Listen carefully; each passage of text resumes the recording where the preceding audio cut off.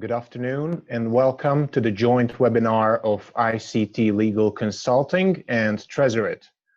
Today, our hosts, Paolo Balboni, Professor, Founding Partner of ICT Legal Consulting and President of the European Privacy Association, and István Lam, Co-founder and CEO of Tresorit, are going to discuss how to handle data breaches under the GDPR.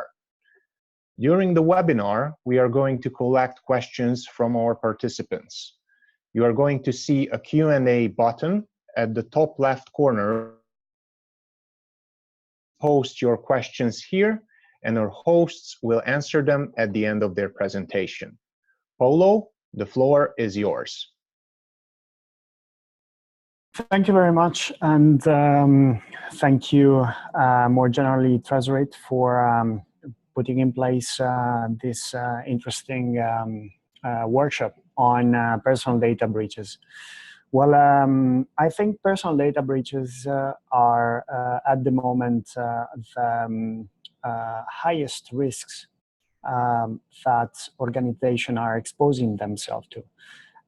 In fact, when we talk about personal data breaches, and especially in the light of the new GDPR, we're not just talking about possible exposure to sanctions, but I think even more than that, we're talking about potential damage for the reputation of an organization. I'm sure that all the people joining this webinar are quite familiar with the numerous cases of data breaches reported in the past months, some of them also happening to very large organizations. And think about suffering a data breach for a company that is listed at the stock exchange. After the data breach will be made public, then you will see also the price of that company going down.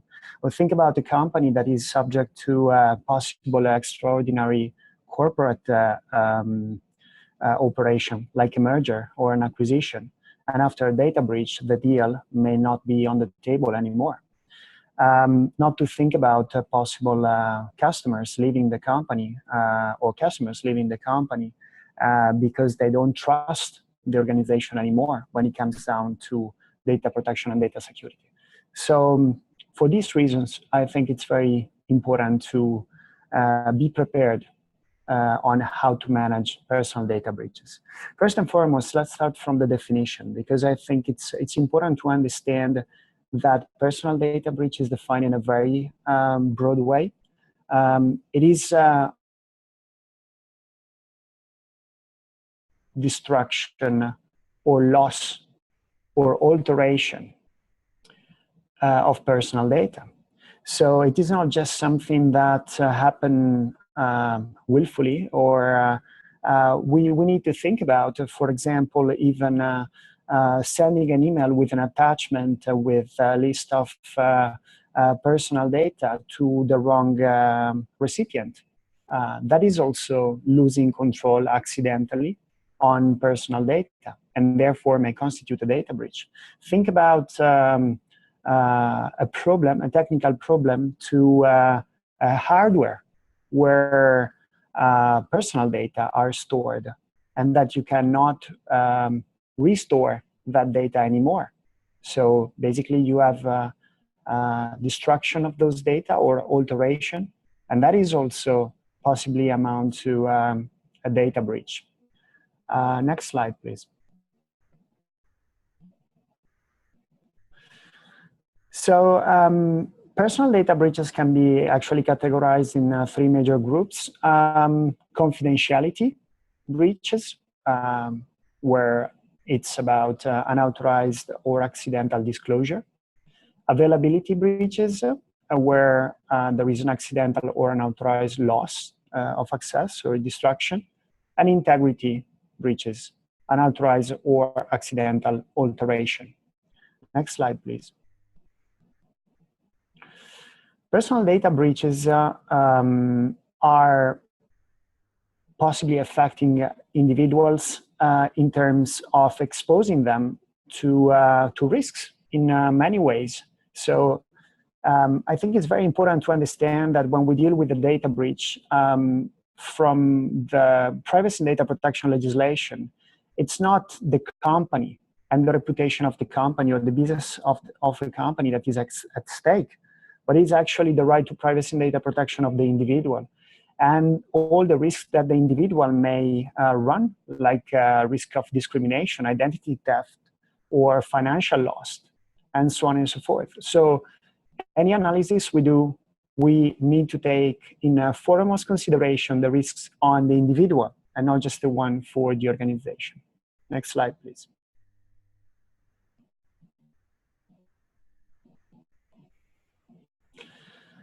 So just to remind everybody, if there is a data breach, then the organization needs to, actually the data controller needs to disclose it in 72 hours to the supervisory authority, so to the competent data protection authority.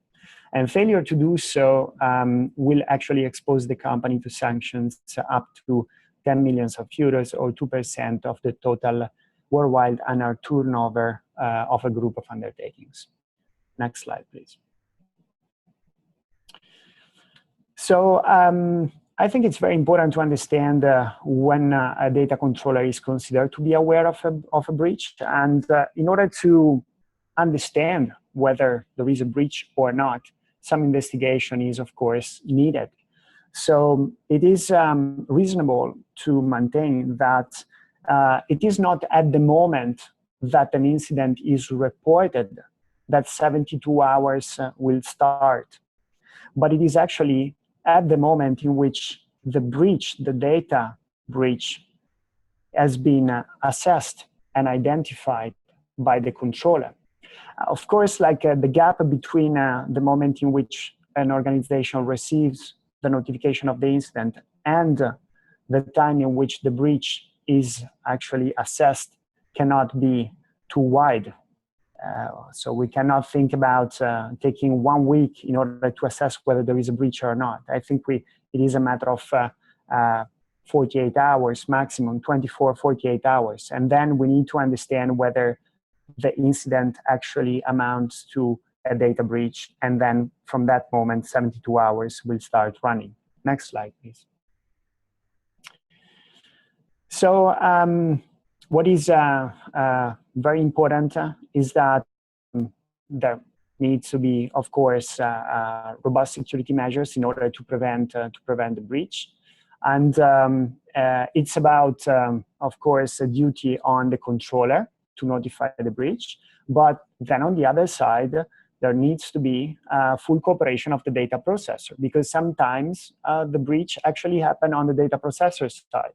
Think about a third-party company providing storage for an organization, and then maybe that storage has been compromised, and also the data in that storage have been compromised. Therefore, the data processor must promptly notify the data controller, and the data controller needs to start the assessment of the data breach. And in order to do that assessment, the data controller will absolutely need the full cooperation of the data processor. Therefore, it's very important to select the right data processor, the right service providers, also in order to receive the full collaboration when a data breach actually occurs. Next slide, please. So here there is a very simplified scheme on how to address a data breach, and then we will get more into the details. So first of all, it's important to gather all the information related to the breach, then to assess the risk on the individuals. Once again, it is not the risk on the organization, but it's the risk on the individuals. The individuals are at the center of the legislation, not the organization. And then notify the supervisory authority and possibly the data subject. According to Article 34, you know that if there is a high risk remaining on the data subject, also the data subject must be informed about that. And last but not least, of course, do any sort of activity during the whole process to contain and recover from the breach. Next slide, please. So this is a very simplified procedure, 5 phases. and then we will get into all the phases. Information gathering, analysis. Analysis is about whether it is a data breach or not. If it is a data breach, notification to the authority, and possible communication to the data subjects. Recording the breach, because according to the GDPR, data controllers are required to record any data breach for the principle of accountability, so to be able to provide evidence of compliance at all times to the supervisory authority. And then the so-called post-mortem, so what the organization has learned from the breach, so the post-breach phase, and how security has been improved afterwards. Next slide. So first phase, information gathering. Next slide, please. Well, first of all, we need to make sure to have a workflow in the organization to be able to gather all the information. Maybe all the information will be gathered at the level of the IT help desk, and then such information will be then available to the data protection officer and the team that we are gonna discuss about in the next slide. Next slide, please. So once all the information has been gathered, it is advisable to create a critical team. We may call it a data breach assessment unit. And that data breach assessment unit may be composed by the data protection officer, the security officer, the information security officer. So like technical people, technical from like a legal technical knowledge and ICT and information security knowledge. So very skilled people that are able to do what? To do the analysis and understand whether this is actually a data breach or not. Next slide, please. And they need to perform an analysis. Next slide. The analysis is about asking themselves some questions. Questions like the date in which the incident occurred, the description, how the incident occurred, whether personal data are actually involved in the breach. You know, like all the information that you need to gather in order to understand, at least at the preliminary stage, a possible root cause of the breach and the target. And the main question is to understand whether personal data are at stake or not. And please remind that the definition of personal data is very broad. It's any information directly or indirectly related to an individual. And for example, it is not just about name, surname, email addresses, physical addresses, telephone numbers, and so on and so forth, bank account numbers. But it's also about IP address, MAC addresses, and uniquely identifying numbers that may actually trace back to a physical person. So when you do this analysis, please have in mind that the definition of personal data is really broad. Next slide, please. So let's say that you have completed the analysis, and the analysis it turns out to be a false positive. So actually, this is not really a data breach. And if it is a false positive, then we can close the case, record that we have done this analysis, record the conclusion of the analysis so that it is a false positive, and then move on. But if it is not a false positive, let's see what happens. Next slide, please. We need to go to the second level of analysis. And actually, at this point, another team will actually be triggered in terms of involvement. So we need to, let's say, make the team broader.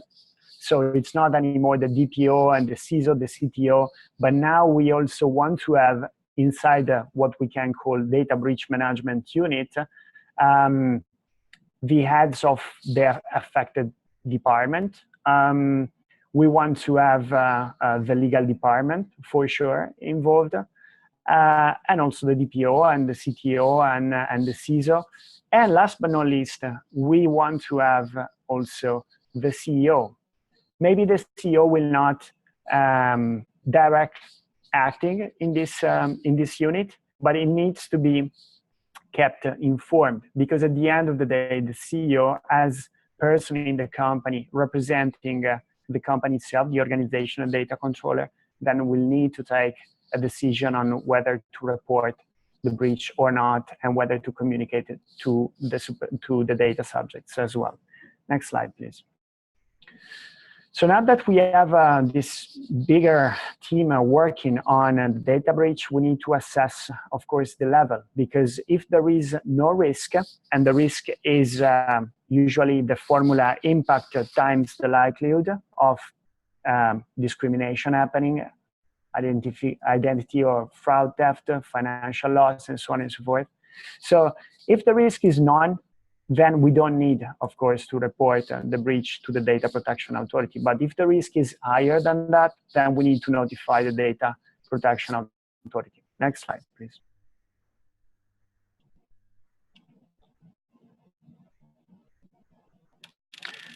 So let's say that the risk is actually there. So there is some risk for the data subjects. Then we need to notify the data protection authority, and we start phase 3. Next slide, please.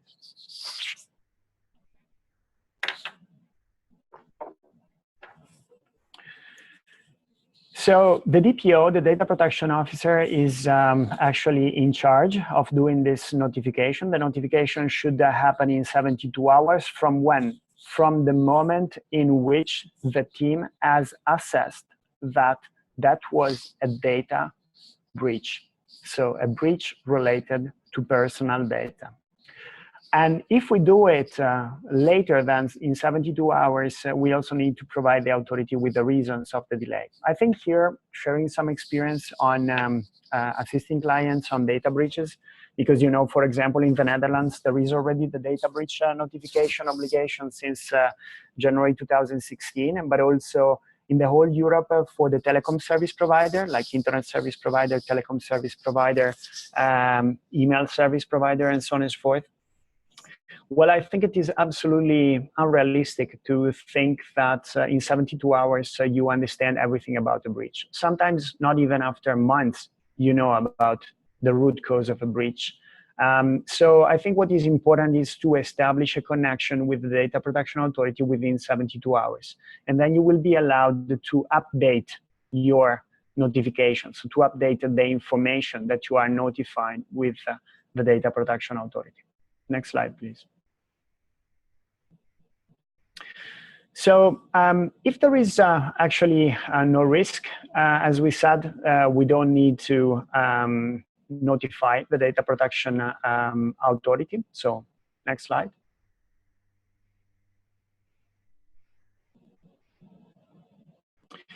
And here we are talking about the risk on the individuals, like if there is a high risk on the data subject, and once again, the risk on the data subject is for example, identity theft or fraud or economic risk on the data subject, and relevance of the risk. So the scale of the risk usually is the matrix impact times likelihood of the risk to happen.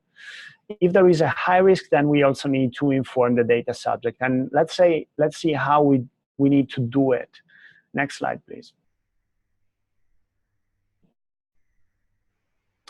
So we need to inform the data subject, and here I think the way of describing the incident should be different, because we communicate, we notify the data protection authority with, of course, formal language, and most of the data protection authorities will make available a notification template for data breach.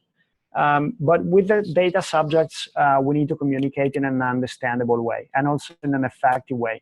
So again, by way of experience, usually you send email messages to them.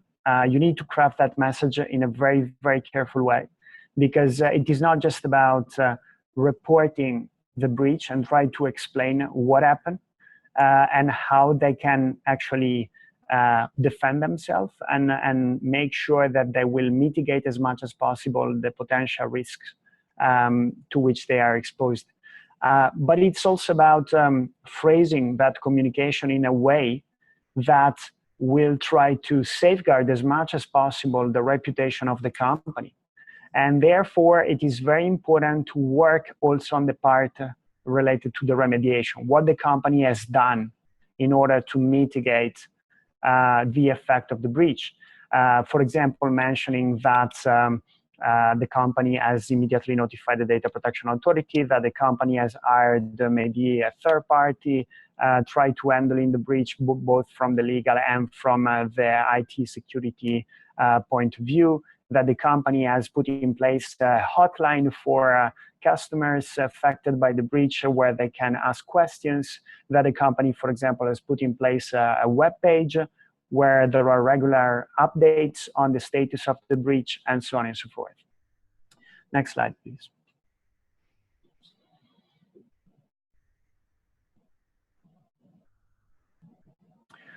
So it is not necessary to communicate the breach to the affected person, so the data subject, if the risk is not high.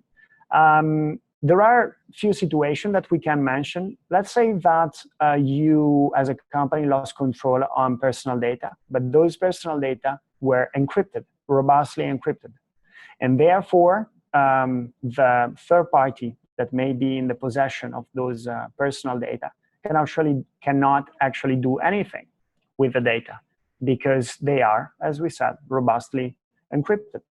Or think about a situation where you actually have destroyed personal data. Then, of course, it is data breach, but maybe at the end of the day, the risk on the data subject may not be seen as high. Next slide, please.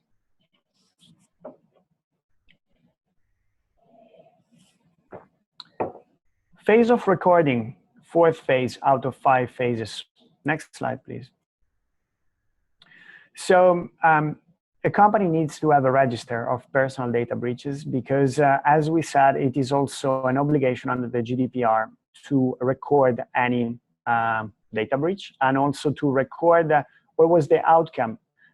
Was that a real breach, a data breach, or maybe it was a false positive, or yes, it was a data breach, what the company has done, when the supervisory authority was notified, when and how data subjects have been made aware of this data breach, and what the company has done for actually mitigating the risk and actually implementing more robust security measures.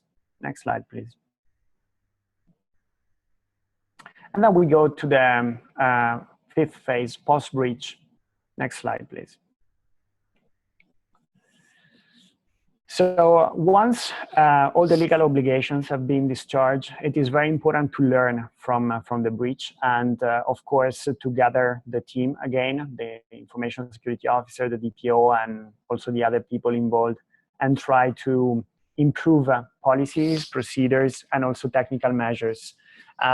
This may amount to, for example, do some awareness campaign in the company to try to increase the awareness of the importance of privacy and data protection and data security, putting in place stronger security measures, putting in place stronger procedures, and so on and so forth. The most important thing is that the breach was not just happen without also bringing some, let's say, positive development with respect to data protection within the organization. Next slide, please. So here I stop from the legal perspective and I pass it on to Istvan on how to avoid breaches and the second part of the presentation. Thank you, Paolo. Before I start, I would like to share a few thoughts and a few statistics, and then we'll do a poll. So next slide, please.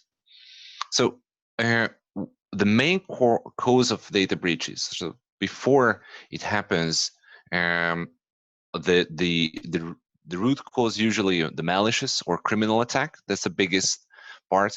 There is a system glitch, which is another part of that.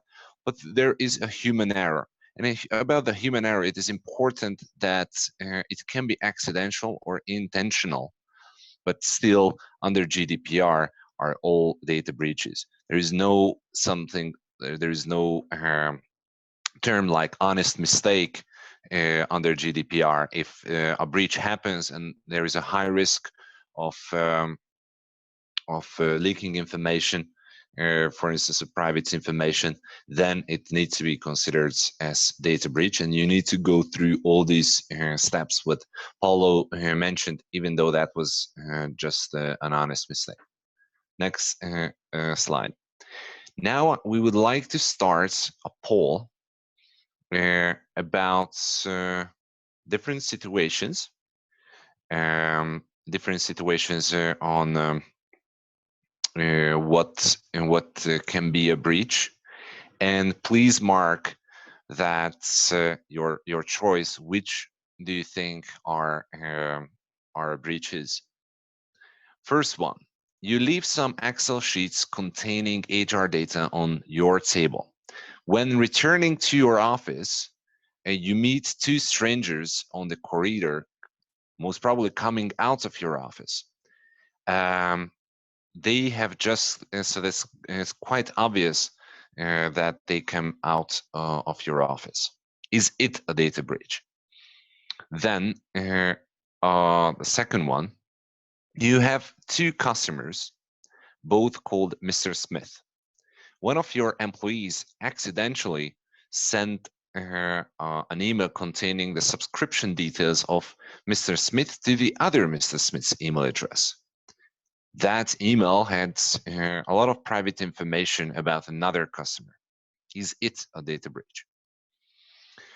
Then the third one, you learned from a local newspaper that a server, let's say an American cloud provider, service provider, have been hacked, and a lot of personal data, millions of data have been leaked.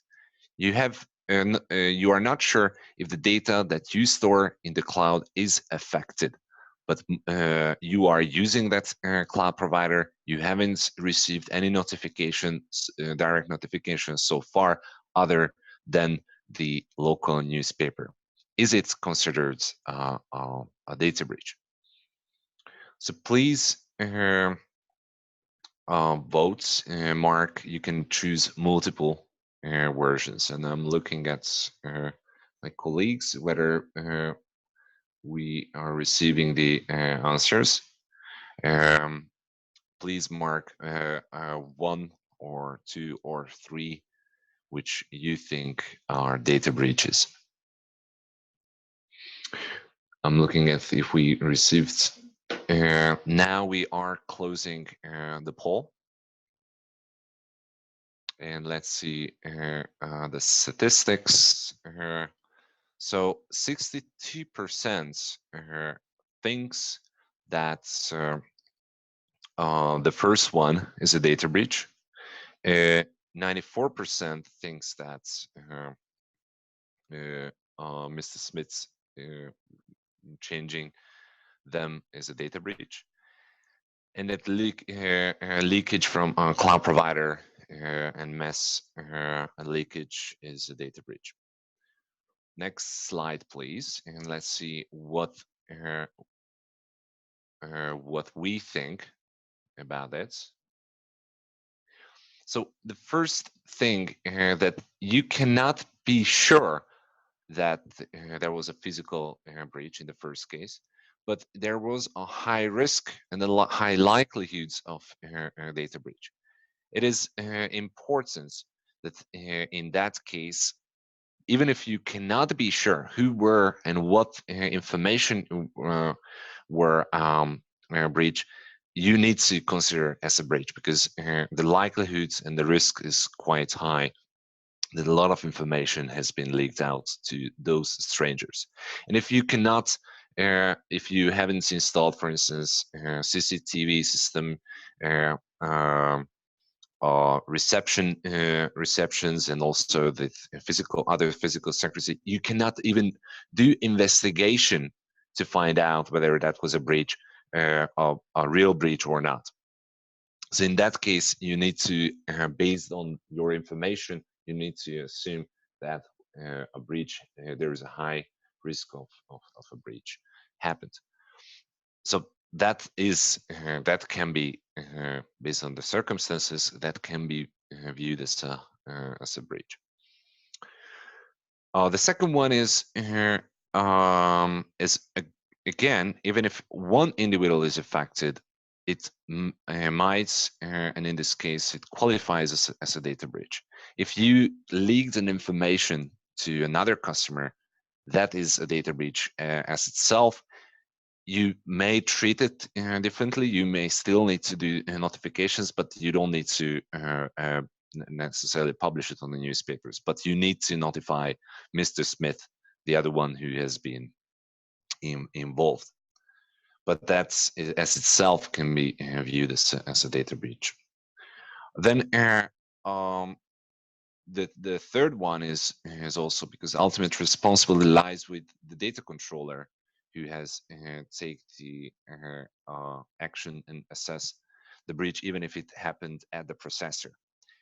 Yes, you may that might be viewed as a interesting situation, but if you looked at and if you have been notified through a press release and you know about it, then you may need to start based on how likely that the data you stored at that cloud provider and what is the risk of leaking out private information.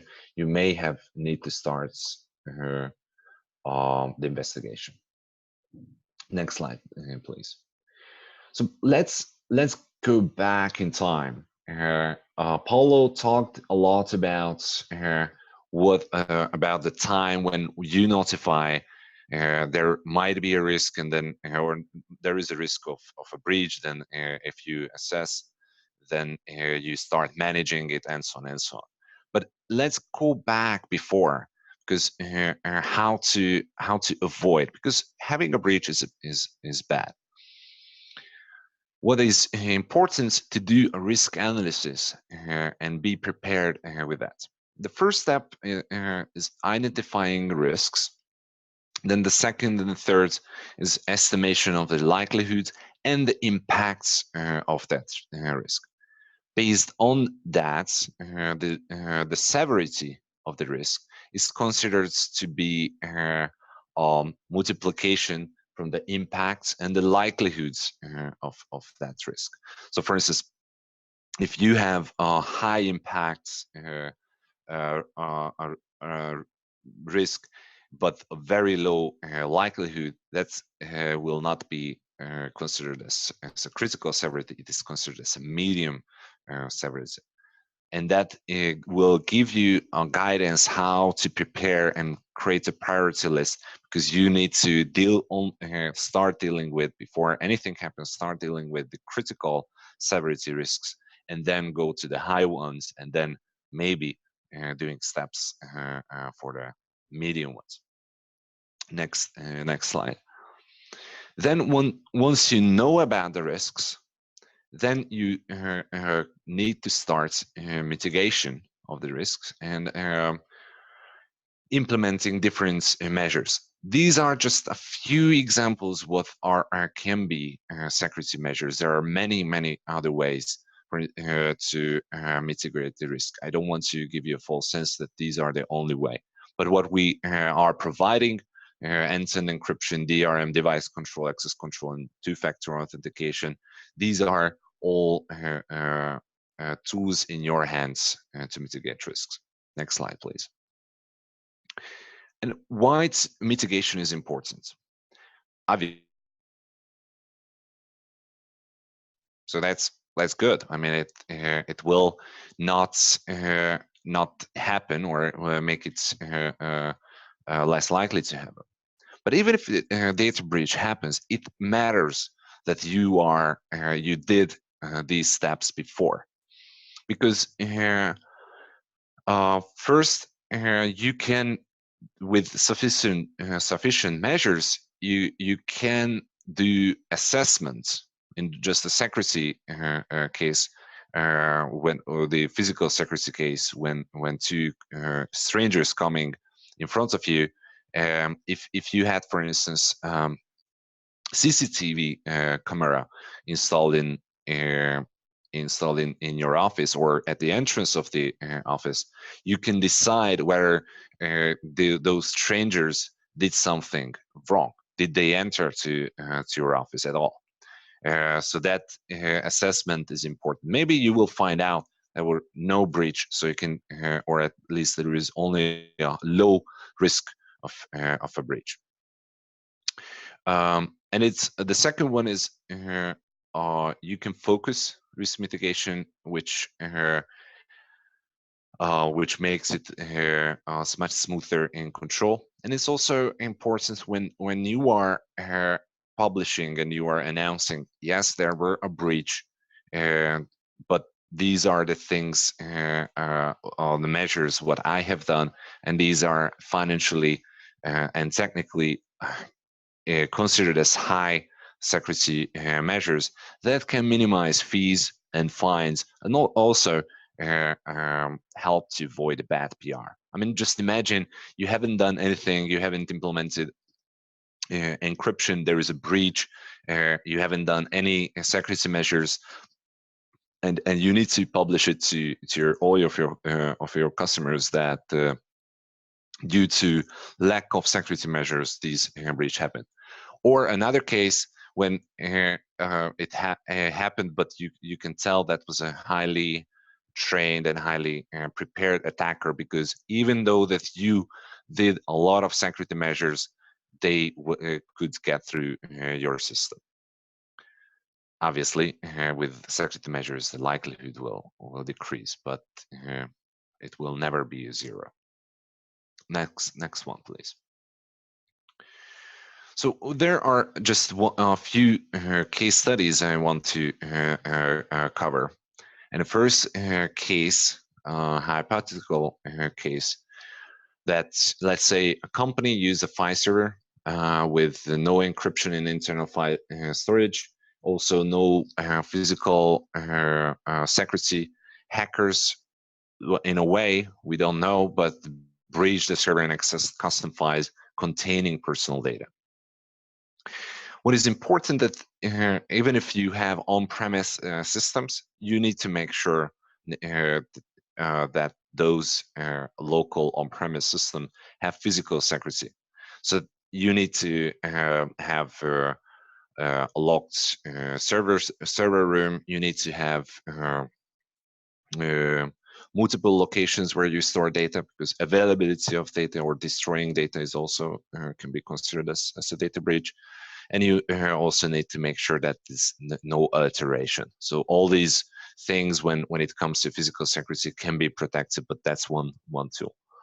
In a clouds, for instance, if you choose a internal file system in the cloud, this physical secrecy comes obviously in most of the cases very strongly protected data centers. But make sure that data centers are properly certified and audited.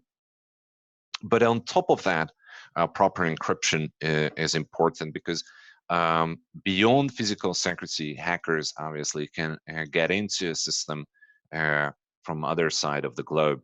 Don't need to be there physically. They can get inside the system through the wire, and that's why proper logic protection is important.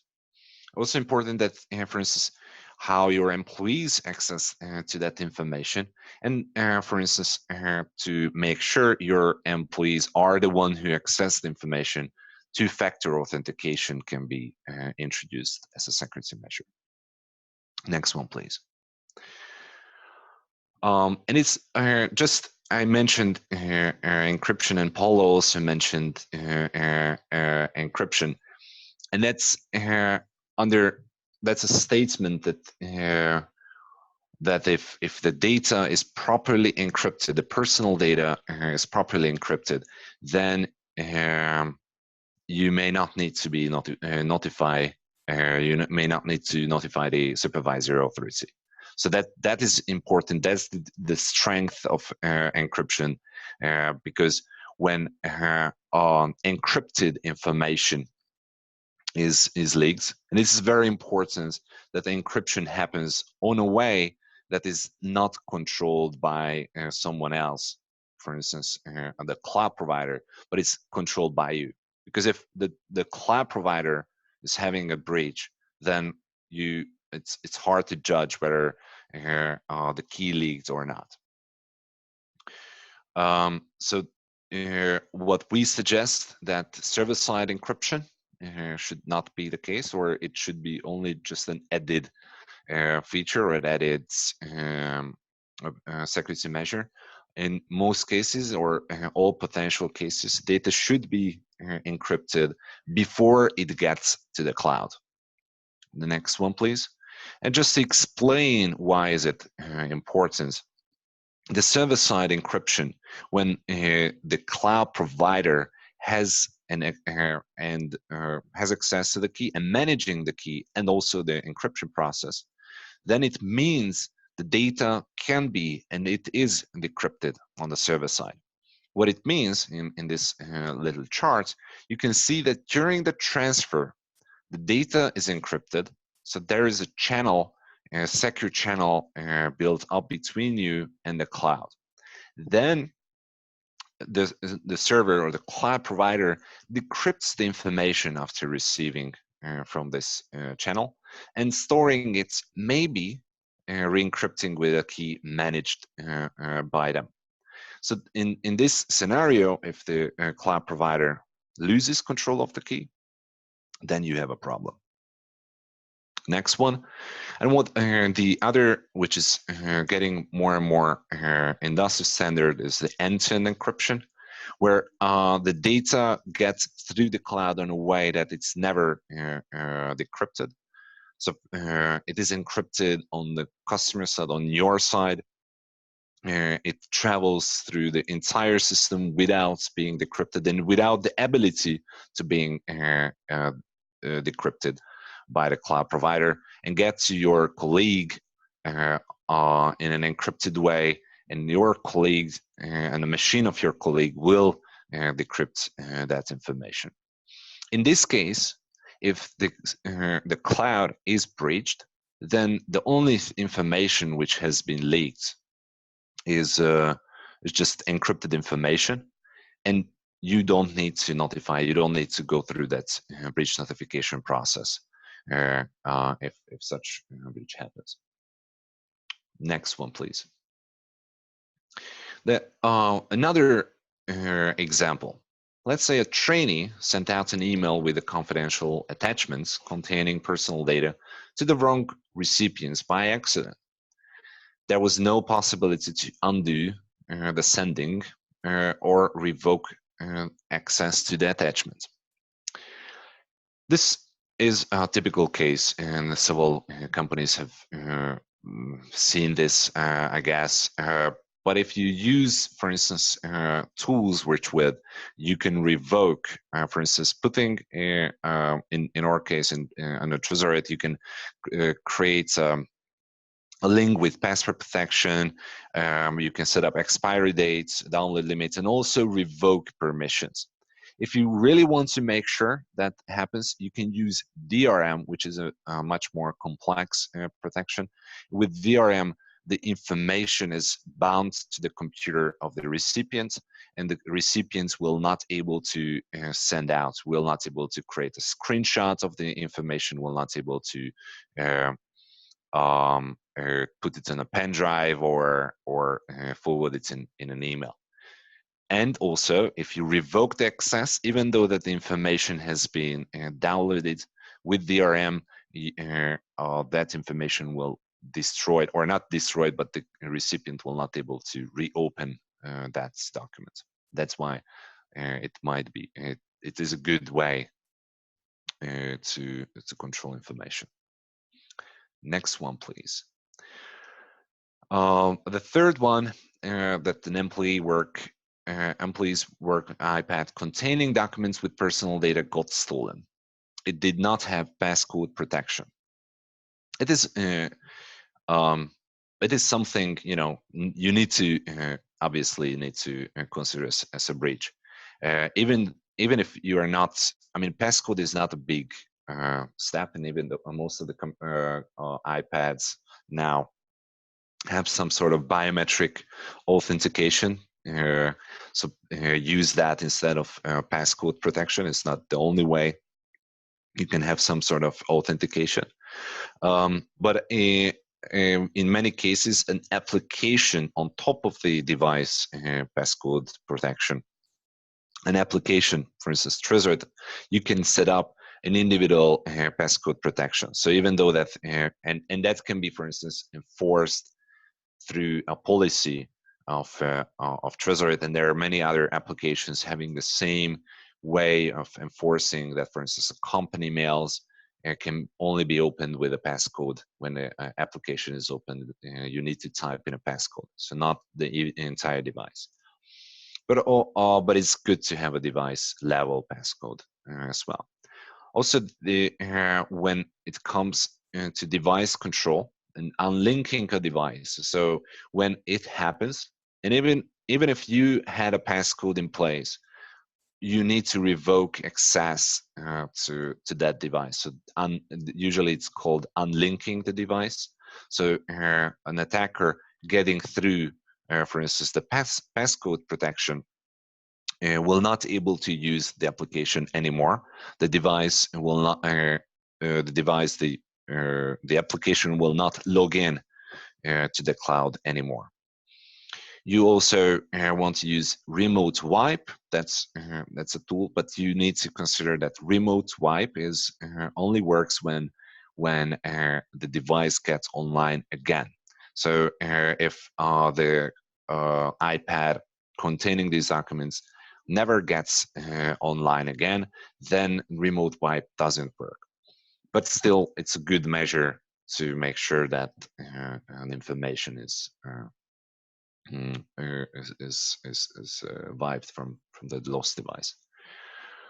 And it's important to do proper access control, not sharing every information with everyone, so that when you design your access control, you don't you prepare for such cases, so that this employee, for instance, doesn't have access to high risk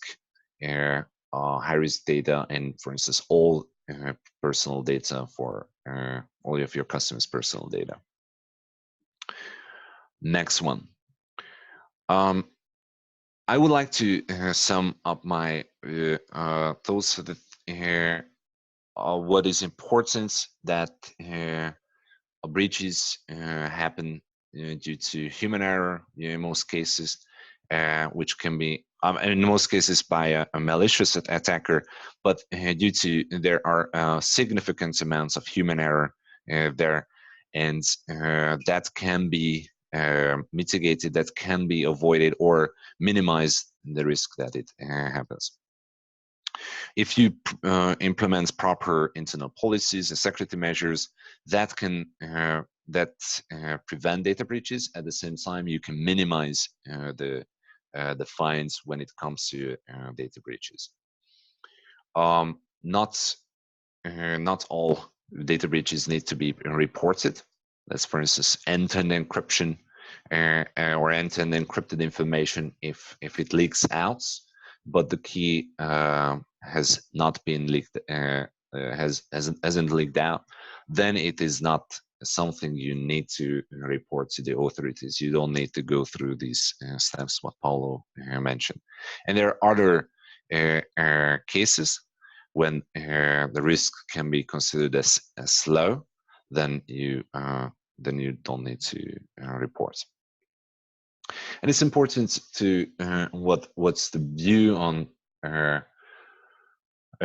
this by the authorities. It is not about punishing organizations. It's all about making the organization better equipped to deal with security vulnerabilities. And that's again circle back to the risk analysis and risk mitigation process. If you do so, if you can present it, you are well prepared to manage risks, that will be appreciated by the authorities. that is from my side. Paulo, do you want to say a few words to summarize? Yeah, I think I just want to specify one thing because I think from the legal perspective is very relevant. We talked about the importance of encryption and how encryption may actually prevent notification or communication. I think here we need to be a little bit more specific in the sense that of course, encryption is very important. Encryption is a security measure, and in Article 33 of the GDPR, it is written that if there is no risk for the individuals, then there is no need to notify. But I think we need to distinguish between, you remember, we divided data breaches in different type of data breaches. And let's say that the data breach, like we divided in loss of confidentiality, availability, and integrity. Let's say that the encrypted data are relevant in a breach that is related to availability. So a company does not have the data available anymore because they have been stolen and the data are encrypted. So because the data are encrypted, this does not mean that there is no data breach, and therefore the notification may be needed to the authority. However, because it is a strong encryption and the third party, the attacker, cannot do anything with those personal data, then we can say that there is no high risk on the data subjects, and therefore we don't need to communicate the data breach to the data subjects. Whereas if we take the same example, and let's say that is a confidentiality breach, so we still have the data, so we still have the control on the data, but also a third party has the data, then in this kind of situation, I think because the data are strongly encrypted, we can refrain from both notification and communication. So encryption is very important, but there are some cases in which even if the data are encrypted, then the notification to the supervisory authority needs to be done. But with a strong encryption, then we can definitely avoid communication to the individuals, to the data subject, provided that the data on which we have lost control are still encrypted, because encryption cannot be seen, should not be seen as a silver bullet. In fact, let's say that there are clients saying, yeah, we have encrypted our data, but actually it was an inside attack from an unfaithful employee, for example, that every morning logs into the company IT system, and because of its power, its his authorization profile, then it sees, of course, all the data unencrypted because it's just a member of the organization. So he's allowed to decrypt all the data and to work with unencrypted data. And let's say that in that specific situation, that unfaithful employees has made a copy of the unencrypted databases and then leak the database to a third-party organization.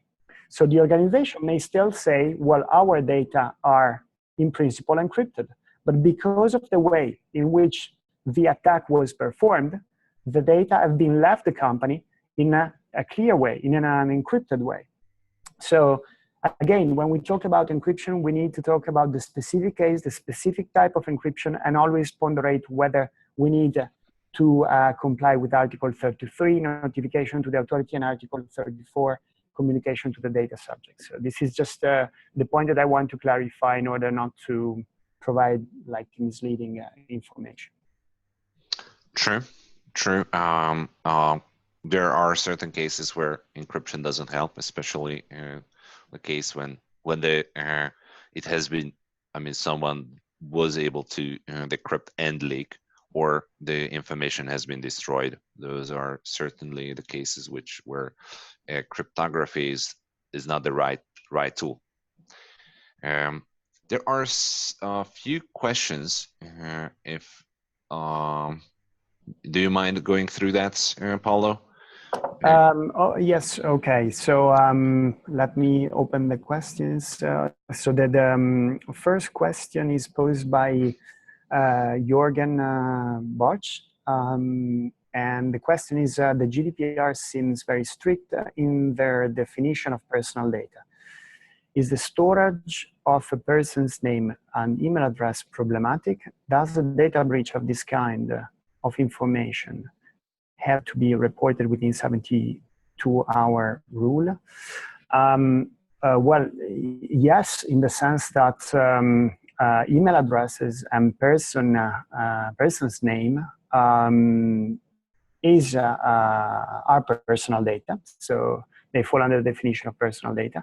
And if there is a data breach amounting to loss of confidentiality, availability, and integrity of person's name and email addresses, this will amount to a data breach, and therefore needs to be reported in 72 hours to the competent data protection authority. That for sure. Then I'll take the second question. Melissa Askibel. The question is, in a small organizations, how do you recommend assigning the required roles of data protection officer? Okay, I think here it is worth spending a few words on the data protection officer. Well, first of all, we need to ask ourselves whether the company in itself need a data protection officer. And actually, we need to look at Article 37 of the GDPR. That is the article that establishes when a data protection officer is needed or not. And the data protection officer is needed when we're talking about a public administration. So it's not the case of private company, of course. Or when the core activity of the organization is about processing personal data, like sensitive data or judicial data on a large scale. So think about that you are an insurance company processing like sensitive data on a large scale, or you may also be, for example, an healthcare provider, a clinic, a hospital, and so on and so forth. And the third criteria is about that the core activity of the organization is about monitoring actually the behavior of data subjects.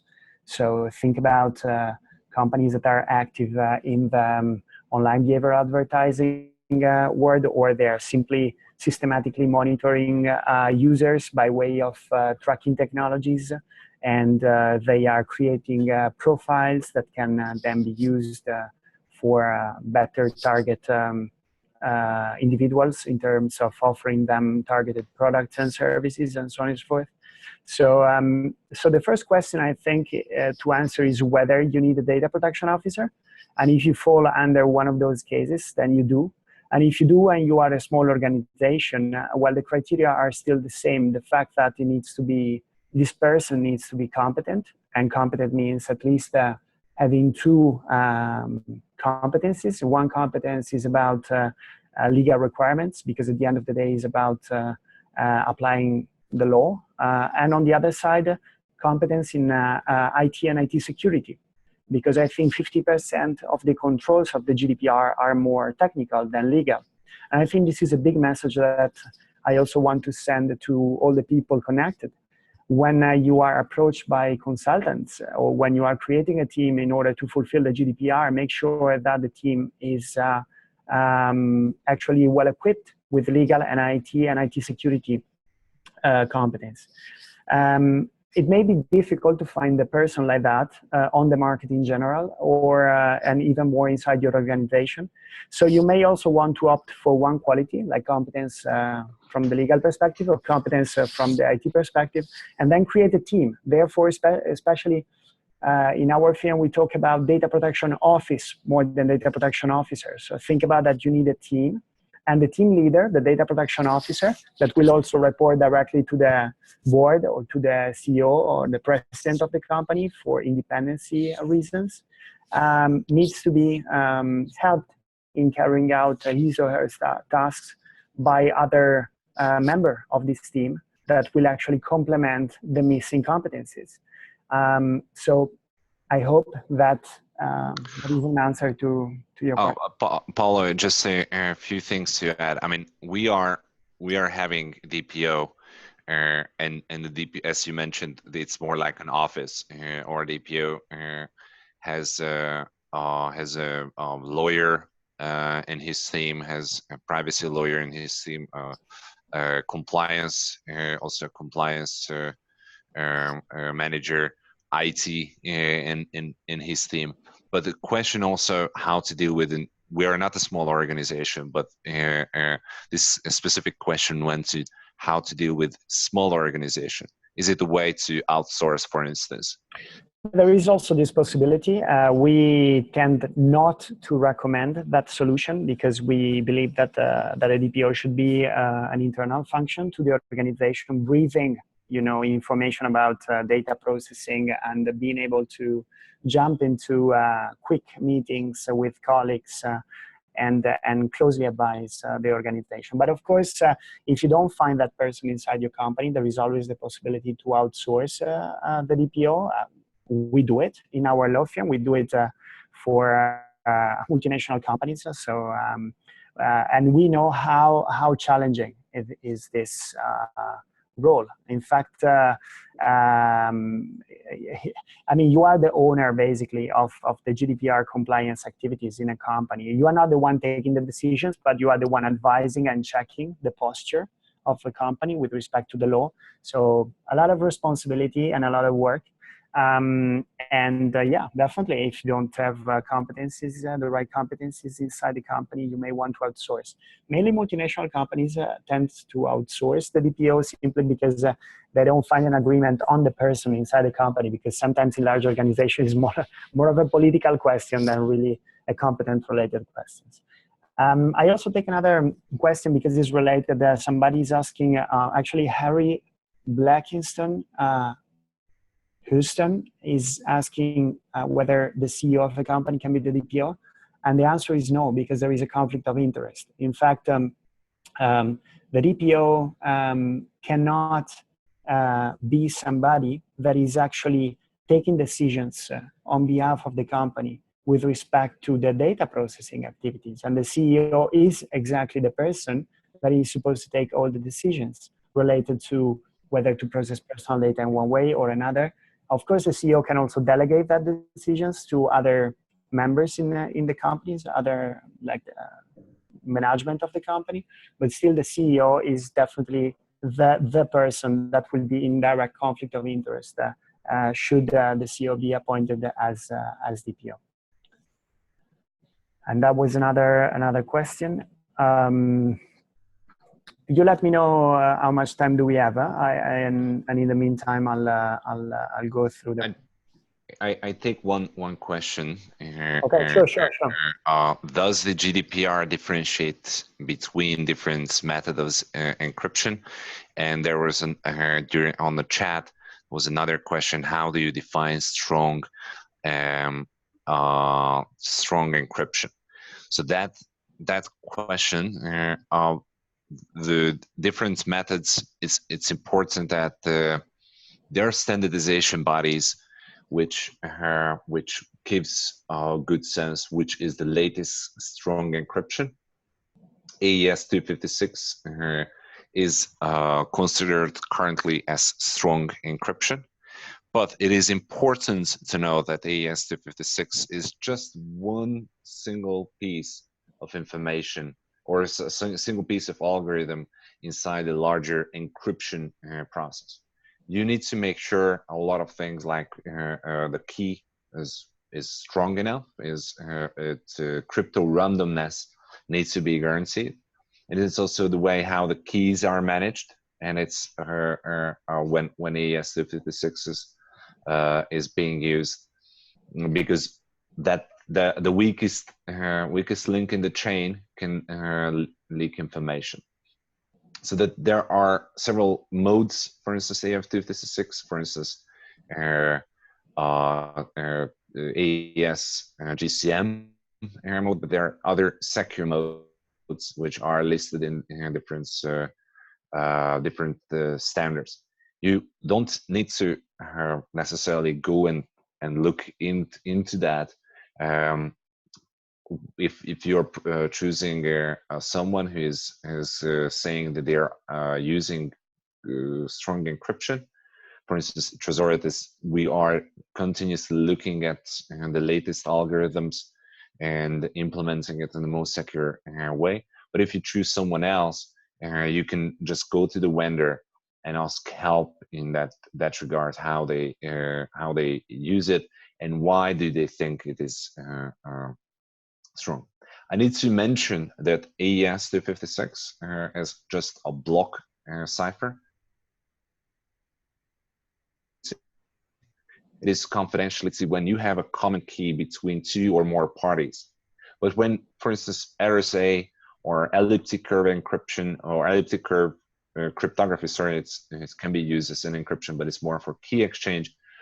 Those things are crypto algorithms in place which can be used in different cases. For instance, RSA, you can send something where an encrypted information to a person, even if you don't set up a secure key between you and the other person. Or hash functions are usually, and key hash functions are important from integrity protection perspective. So that's just one bucket. There's the ES56. There's a broader methods of encryption, but usually you are running into ES256. Paulo, do you want to add something to this? No, I think that the relevant article for that is Article 32, which talks about adequate security measures and also mention encryption as possible adequate security measure, but it does not fail to stress at the beginning of the article that any sort of security measure needs to be assessed with respect to the best available technology, so the development on the market. So only strong encryption and not encryption that was already cracked like months ago. And that also means that encryption should also be updated following the updates in the technology, and taking into consideration, of course, the risks on individuals and the type of personal data that are processed by an organization. So this kind of evaluation are suggested in Article 32, and encryption is just one of the possible way to put in place adequate security measures. Thank you. I have a few more minutes to go through a few other questions. I don't know about you, Paulo. Do you want to answer? Yeah, of course. I see, for example, one question is related to the sanctions. I confirm that violation of Article 33 and 34, which are the articles on data security breach notification and data security and data breach communication to the individuals, they will fall under sanctions up to 10 million and 2% of the worldwide revenues of a group of undertakings. So they fall under that type of sanctions and not the sanctions 20 million, 4%. Then there was another question. I'm going more randomly, like to group some questions. More on the DPO and the conflict of interest. Basically, conflict of interest is presumed every time that the DPO is at a high managerial level of a company. So guidelines on the DPO, talking about independency, they mention by way of example, the head of HR, the CFO of the company, the head of marketing, the head of communication. There are some discussions on the head of legal and head of compliance. I think they may be appointed DPO. I'm more in favor of, I see less conflict of interest in the head of compliance than in the head of legal, because the head of legal, basically what it does as portion of his or her activities is evaluating the risk of non-compliance. So the business will ask the head of legal, can you please evaluate what is our risk, our exposure to sanctions if we don't fully comply? And I think that will bring the head of legal in conflict of interest if he or she also will do the DPO. Whereas the head of compliance is more about identifying the rules, regulation, and make sure that the company comply with it. So I see less potential conflict of interest. There are also a few questions on like companies with more than one office in Europe and which one should be the competent data protection authority. Here we need to the concept of main establishment. The concept of main establishment is about where there is the headquarter of the company.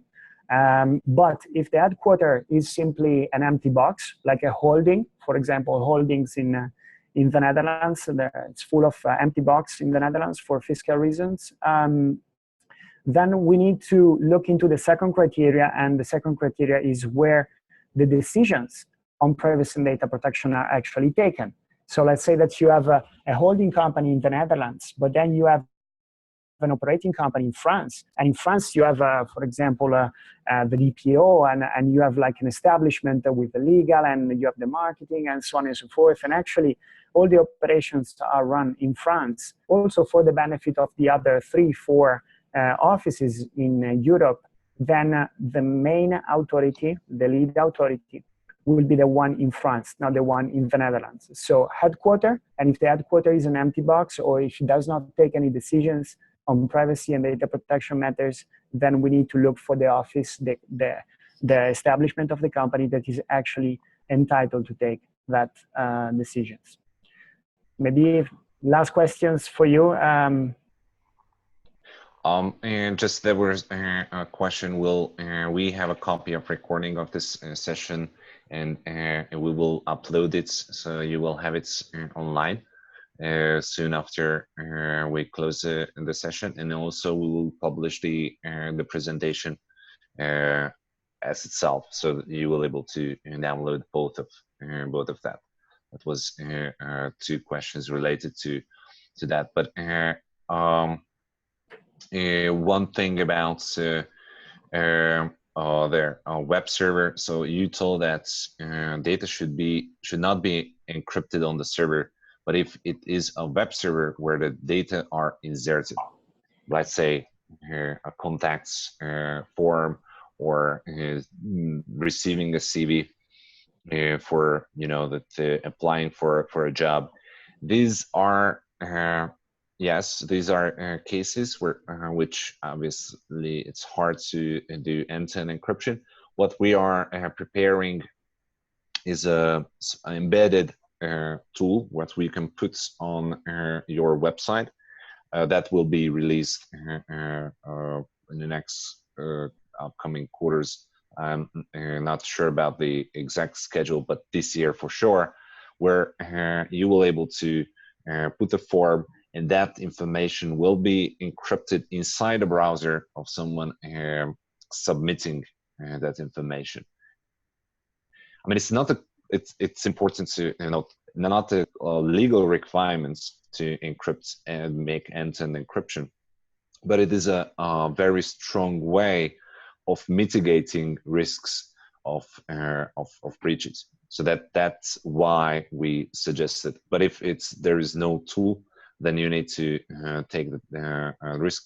But we try to make an easy tool for that. For instance, receiving a CV from an application, and your web server will not store unencrypted information, but you don't need to do other than just copy, paste, and embedded code. So that was one question. And also, can you cover the risks ban of VPN for mobile information processing? Is VPN worth doing for smartphones, tablets in the wild? I think we need to cover this together with Paul, but I start that. So VPN is a good way of, for instance, protecting your information while you are using public Wi-Fi. So that that is you need to do that. But also need to mention that when you are visiting a website having that green bar, that means there is an SSL or secure channel which protects someone looking into the Wi-Fi connection to get information what you are sending to that website. That is from the eavesdropping during the communication with the service provider. It is not, and it's an encryption, but as I mentioned, on the other side will be decrypted. With VPN, that's the most of the use cases. With what I suggest in corporate environments, VPN can be good because you can implement as an organization different firewall rules which filter out bad websites where information can leak out. You can implement data leakage prevention systems, which stops the connection, terminates the connection when it detects its leakage of information. So VPN can be a tool for certain further protection, but those are complex tools. VPN itself is more channel and protecting information while it goes to the certain service, and it is used for protecting information from the internet service provider.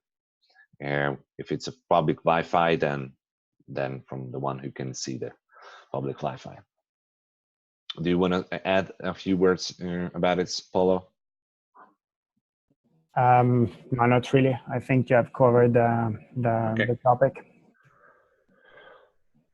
I think we are running out of time here, but maybe one or two more questions. Maybe I take one question that is related to legal and IT and security as well, and it's about I see a few questions on certification, and I think especially when GDPR is looked at by persons with IT and IT security backgrounds. Of course, they are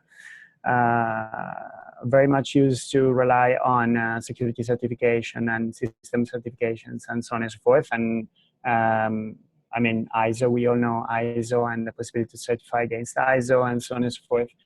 With respect to legal certification, so compliance with the GDPR, I think it's very important for all of you to understand that before the 25th of May, there is no possible certification on the market, because certification against the GDPR is actually established in the GDPR itself, articles 40 and the following articles. It talks about code of conduct, it talks about certification, and so on and so forth. So I think it is very important for you to know that there are a lot of players on the market that they are already selling certification according to the GDPR, but this is actually not possible.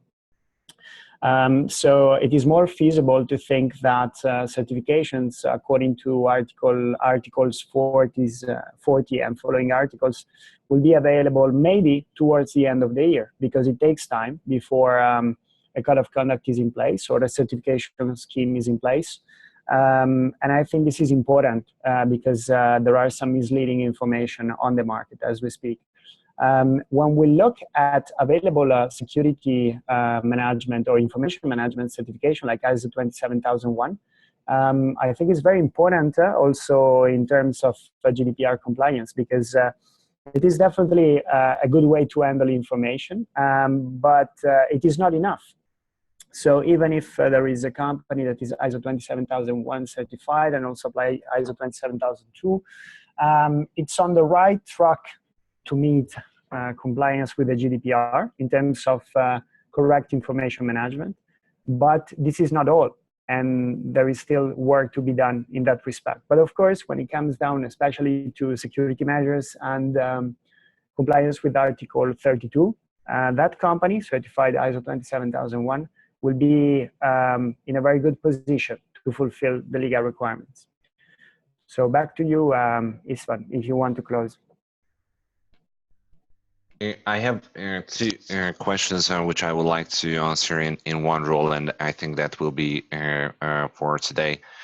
One question: is it required to sign a data processing agreement or amendment with all the online services we use to send and store personal data, email, cloud, CRM, and so on? And there is another question: in my company, we use mostly free Dropbox accounts. Will that be compliant under GDPR? The answer to the oh, sorry, Ismail. I just provide you the very quick answer from the legal perspective, and then you go further. So the answer to the first question is yes. So whatever you entrust a third party with processing personal data on your behalf, you will act as a controller, they will act as processor, and therefore you need to have a data processing agreement in place. Either you draft it as a controller, or the processor will draft it because it's bigger than you, more negotiating powers, so you will adhere to it. But it is very important that you have a look at Article 28 of the GDPR, because that is the article that sets forth all the necessary elements in order to have a data processing agreement in place that is lawful and in compliance with the GDPR. Then I don't know personally the compliance posture of Dropbox, and I think it will not even be fair to mention a specific company at this point in time. But yes, even if you are using public tools available and free tools available from Dropbox or any other service provider, then you will need to make sure that they also respect the GDPR, because your data will be entrusted with that company, and you will also be liable if there is any unlawful data processing on their side. This is what just a few thoughts about to add. If you have usually the free accounts does not provide you DPAs, so that, for instance, if you have free accounts at a cloud provider, most probably they don't provide a DPA, and they which is a requirement for you. Another thing, what DPA contains. I mean, it is very, very important that when you look at the DPA, you are telling your processor, the one who's processing information on behalf of you, what they can do with the data. If they write down that they are selling the data, I'm not saying Dropbox is doing it, but if they write down that they are selling the data and you sign such a DPA, then they are fine. They can do that. They will be GDPR compliant if they do. They can do in a certain way. But if you, as a controller, made a promise that you will not sell the data at the same time you signed a DPA with someone else, then you are in breach. So that you need to make sure that DPA is actually compliant with your promises made to the data subjects itself. And what we are suggesting, and this is very important for also highlighting that the content that's for instance in Trezoriat, we say that we cannot even look into the contents, and that's the promise. That's an ultimate promise to minimize the things what you need to look back. Okay, what are the promises I made to my data subjects as a controller? So that the more promises the DPA requires, the more promises you will need to go back and ask your customers or the data subjects you have contracted with. So that is not a simple question. It is subject to your specific case. Usually, we suggest to having a business tool when you are using for business, and signing a DPA and look into what is included in the DPA. In Trezoriat, we actually signing. So if you request, we sign a DPA in a few days. We'll introduce something which you will automatically able to just a few clicks get the DPA signed. You don't need to contact us. There will be a portal on our portal, admin portal. you can get through the process, and it will be an automatic process where you get that. But if you don't see that option on your admin portal, please contact your account executive, and we will send you a DPA. I have signed multiple DPAs already with our customers.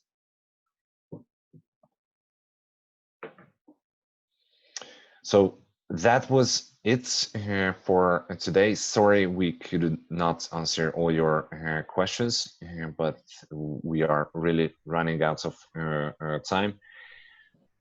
If you have further questions, don't hesitate to contact us and also visit our website for further content. And I would like to thank Paulo being participated today, and your Thank you, it's fun. information. Thank you. Thank you, everybody. Bye-bye. Thank you.